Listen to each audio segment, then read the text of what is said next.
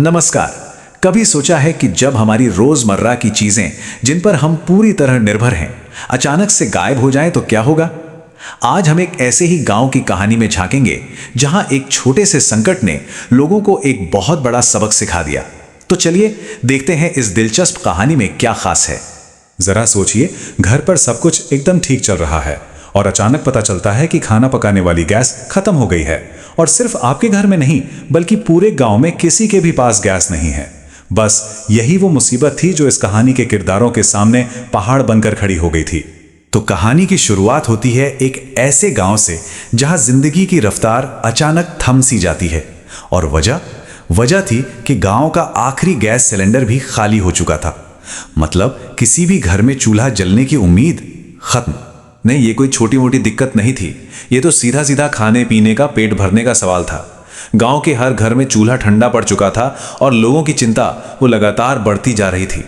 और फिर ओमकार और मालती जैसे गांव वालों को धीरे धीरे समझ आया कि वे इस मुसीबत में अकेले नहीं हैं। ये संकट सिर्फ उनके गांव तक ही सीमित नहीं था, बल्कि शहर से लेकर आसपास के सभी इलाकों तक फैल चुका था। मामला बहुत बड़ा और गंभीर था।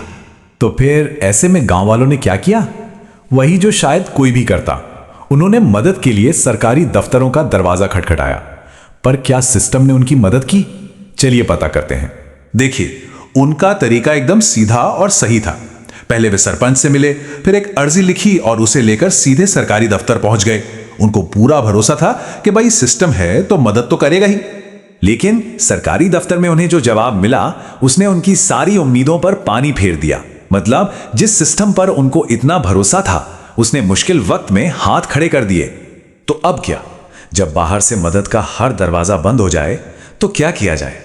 और यहीं से कहानी में आता है एक बहुत ही दिलचस्प मोड़। गांव वाले अब मदद के लिए बाहर नहीं बल्कि अपने अंदर झांकते हैं। और बस यहीं पर सब कुछ बदल गया। हाथ पर हाथ धरकर इंतजार करने के बजाय गांव वालों ने मिलकर इस मुश्किल का हल निकालने की ठानी। अब निराशा की जगह एक नई ऊर्जा थी, एक नया जोश था। यह आइडिया आया ओमकार की तरफ से। उसने एक बहुत ही सिंपल सा लेकिन दमदार सुझाव दिया। अरे क्यों ना हम अपने पुराने तरीके ही अपनाएं? गोबर के उपले और मिट्टी के चूल्हे। और यहीं से इस बड़े बदलाव की असली चिंगारी भड़की। और फिर लता की इस एक बात ने तो जैसे सबका सोचने का तरीका ही बदल दिया। उन्होंने कहा, क्यों ना हम इस आपदा को अवसर में बदल दें। यह सिर्फ एक उपाय नहीं था, यह एक नई सोच और एक नई शुरुआत का ऐलान था। तो फिर क्या था? पूरा गांव एक साथ एक मकसद के लिए जुट गया। चलिए देखते हैं कि इस एकता ने क्या कमाल कर दिखाया। और उनकी योजना, अरे बिल्कुल सीधी साधी लेकिन इतनी असरदार। सबने मिलकर काम बांट लिया। पुरुषों ने खाना पकाने और बर्तन धोने जैसे बड़े काम संभाले तो महिलाओं ने सब्जियां काटने और बाकी तैयारियों का जिम्मा लिया। मतलब ये सिर्फ खाना बनाने का जुगाड़ नहीं था, ये तो पूरे गांव को एक परिवार बनाने का एक तरीका बन गया था। तो सबसे पहला काम क्या हुआ? सबने मिलकर गीली मिट्टी से एक बड़ा सा कम्युनल चूल्हा तैयार किया। यह सिर्फ एक चूल्हा नहीं था, यह उनकी एकता का पहला सबूत था। और फिर यह बताने के लिए कि गांव में कुछ खास हो रहा है, पेड़ पर एक बैनर टांग दिया गया, गांव का भंडारा। अब सबको पता था कि जश्न शुरू होने वाला है। और फिर वो हुआ जिसका सबको इंतजार था। उनकी मेहनत रंग लाई। जो गांव कुछ दिन पहले एक मुसीबत से परेशान था, आज वही गांव एक साथ बैठकर खा रहा था, हंस रहा था, खुशियां मना रहा था।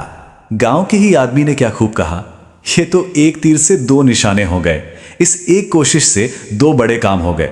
एक तो पेट के लिए बढ़िया खाना मिल गया और दूसरा गांव की जो एकता कहीं खो गई थी वो भी वापस आ गई। लेकिन एक अहम सवाल अब भी बाकी था।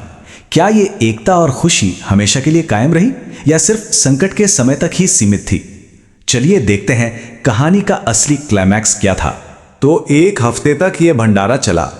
फिर खबर आई कि कल से गैस सिलेंडर की सप्लाई वापस शुरू हो जाएगी। मतलब प्रॉब्लम तो सॉल्व हो गई, लेकिन कहानी अभी खत्म नहीं हुई थी। असली ट्विस्ट तो अब आना था। गैस सिलेंडर तो वापस आ गए, लेकिन वो गांव अब पहले जैसा नहीं रहा था। मुश्किल के उस एक हफ्ते ने उन्हें एक बहुत कीमती सबक सिखा दिया था। अब वो समझ चुके थे कि उनकी असली ताकत किसी बाहरी सिस्टम पर टिके रहने में नहीं है, बल्कि एक दूसरे का साथ देने में है। अपनी एकता में हैं। और यही था कहानी का असली और खूबसूरत अंत। जानते हैं गांव वालों ने क्या फैसला किया? उन्होंने तय किया कि संकट तो चला गया, लेकिन ये जो साथ मिलकर खाने की खुशी है, ये नहीं जानी चाहिए। तो अब से ये सामुदायिक भंडारा हर रविवार को होगा। उन्होंने एक मुश्किल के हल को एक स्थायी परंपरा बना दिया। तो आखिर में ये कहानी हमें गहरे सवाल के साथ छोड़ जाती है। इसमें कोई शक नहीं कि आधुनिक सुविधाएं हमारी जिंदगी को आसान बनाती हैं, पर क्या असली खुशी और सार्थकता एक दूसरे के साथ जुड़ने में नहीं है? शायद असली ताकत किसी बाहरी सिस्टम में नहीं, बल्कि हम सबके अपनेपन में, हमारी एकता में ही छिपी है।